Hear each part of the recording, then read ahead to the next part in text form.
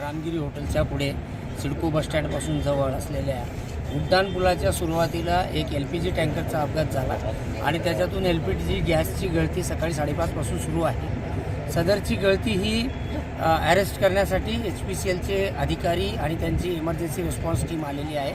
आपला emergency response command control centre उभारलेला आहे जवळच।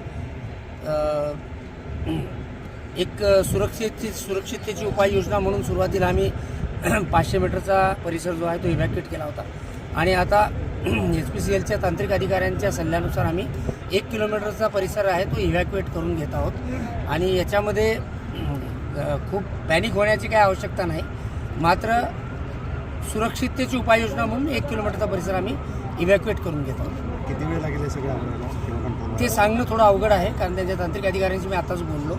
सकाळपासून अंदाजे 18 टनपैकी 2 टन गॅस लिकेज झालेला आहे आतापर्यंत। बाकीचा गॅस जो आहे तो अजूनही आहे, त्यामुळे रिस्क त्याच्यासोबत आहेच आणि त्याच्यावर शर्थीचे प्रयत्न सुरू आहे। इमर्जन्सी रेस्क्यू व्हेकल धुळ्यावरून निघालेला आहे आणि ते सुद्धा आता एक 5 ते 10 मिनिटात या ठिकाणी परिस्थिती नियंत्रणात आहे, पण रिस्क आहे। परिस्थिती नियंत्रणात आहे, घाबरून जाण्याचं कारण नाही।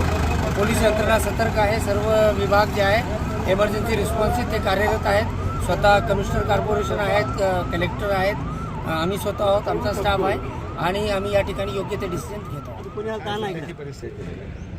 छत्रपती संभाजीनगर ह्या शहरामध्ये सकाळी 5:10 अशा या दरम्यान HPCLचे जे LPG टँक आहे तो या ठिकाणी वर्धा आणि वेरूळला त्या ठिकाणी डिवायडरला त्या ठिकाणी टक्कर मारलेला आहे आणि त्यामुळे त्या ठिकाणी गॅस लिकेज त्या ठिकाणी होतो आहे आणि सकाळीपासून छत्रपती संभाजीनगर महानगरपालिकेच्या जे फायर युनिट आहे त्या ठिकाणी पाणी कंटिन्युअसली आता गेले 5 तासापासून कंटिन्युअसली त्या ठिकाणी पाणी मारून ते त्या ठिकाणी जो लेवल आहे गॅसची ते कमी करण्याचा त्या ठिकाणी केलेला आहे आणि या अशा घटनामध्ये ज्या वेळेला अशा घटना घडते त्याच्यासाठी जे ARV व्हेकल आहे ते रिस्पॉन्स व्हेकल आहे त्यांच्या HPCLचा जळगाव निघालेला आहे आणि तो कधी येऊ शकतं, अर्धा तासा लागेल।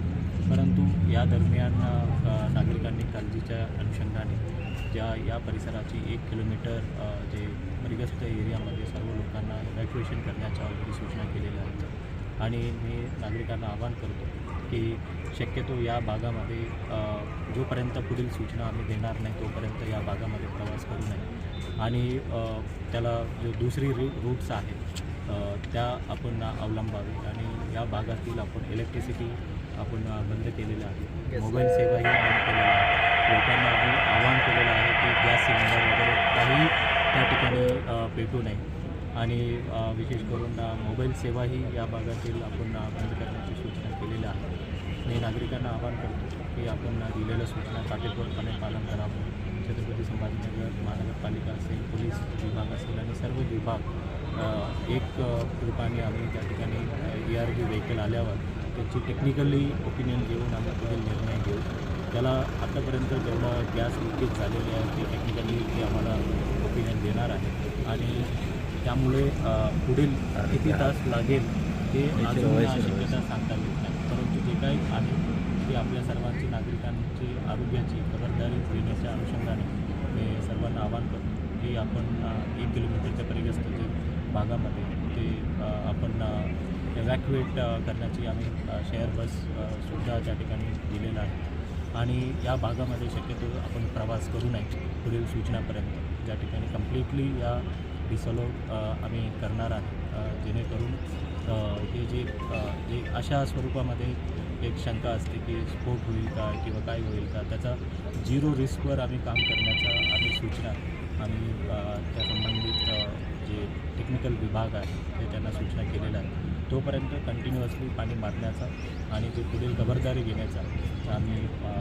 हेल्थ डिपार्टमेंटने सुद्धा ते सर्व ॲम्ब्युलन्सेस वगैरे तयारी ठेवलेलं आहे आणि आम्ही काळजी घेतो आणि आपण वेळोवेळी आम्ही तुम्हाला सूचना करू।